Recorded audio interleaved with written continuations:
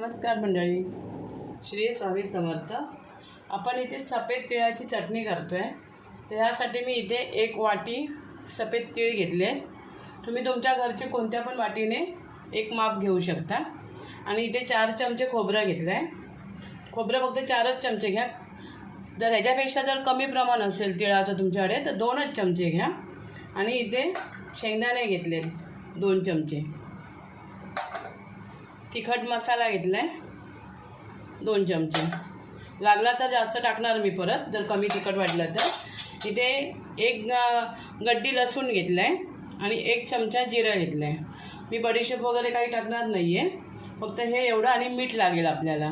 तर आता तीळ, खोबरं आणि शेंगदाणे परतून घ्यायचे आणि लसूण पण थोडा तव्यावर भाजून घ्यायचा, म्हणजे मग उग्रस वास नाही येणार। मी शक्यतो लसूण कधीच भाजून टाकत नाही, पण मी आज लसूण भाजून टाकणार आहे।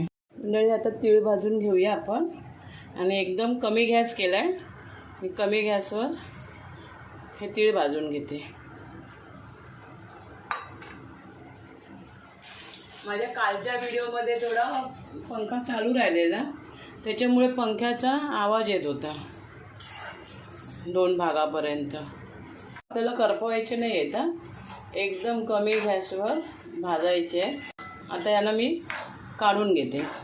आता मंडळी शेंगदाणे टाकून घेते आणि शेंगदाणे 2च चमचे घ्यायचे। बाहेर ठेवलात ना तरी चटणी खराब नाही होणार, त्यासाठी त्यांना एकदम कमी गॅसवर अगदी शांतपणे भाजून घ्यायचं। थोडा उशीर होतो पण पदार्थ व्यवस्थित होतो। आता मी हे काढून घेते। आता सुकं खोबरंसुद्धा तसंच एकदम कमी गॅसवर भाजायचं। खोबरं पण व्यवस्थित भाजून घ्यायचं।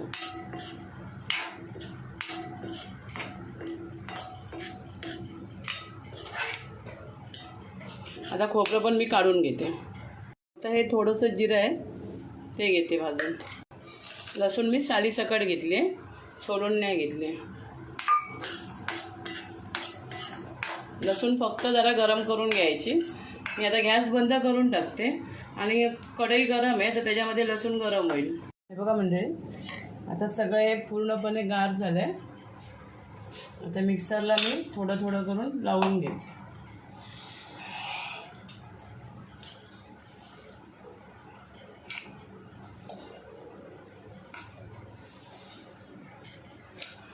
तुम्हाला बोलली मी, जर मला तिखट कमी वाटलं लास्टला तर परत तिखट मी ह्याच्यामध्ये मिक्स करणार।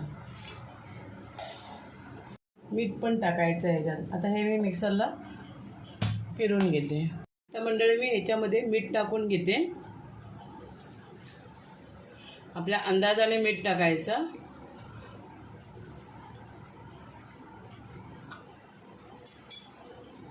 आणि परत मिक्सरला फिरून घेते। हे बघा मंडळी, आपली तिळाची चटणी तयार झाली आणि एकदम मस्त झाली। बघा, एकदम सुकी पण नाही, जशी मला थोडीशी ओलसर लागते ना त्याच प्रकारे झाली आहे।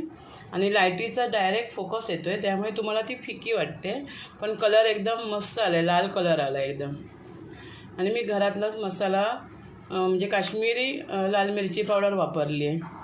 आणि तेवढाच मसाला लागला नाही मला, तर अजून मी थोडा 1 चमचा मसाला त्याच्यामध्ये वाढवला आहे।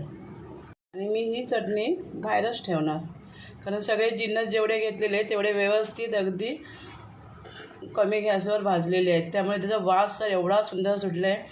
मी मीठ टाकल्याच्या नंतर जेवढं मीठ टाकलं दाखवलं ना तुम्हाला, तेवढंच मीठ टाकलं आहे मी, त्याच्यापेक्षा जास्त नाही टाकलं। आणि आपलं नेहमीचं बारीकच मीठ टाकलं आहे मी, जाड मीठ वापरलेलं नाही आहे। आणि तिळाचा एवढी मस्त झाली आहे, एकदा तुम्ही याच प्रकारे करून बघा, तुम्हालाही खूप आवडेल।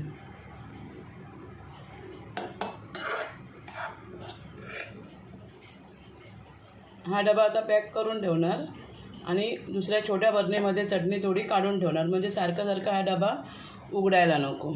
व्हिडिओ तुम्हाला आवडला तर एक लाईक करा, शेअर करा आणि सबस्क्राईब करा।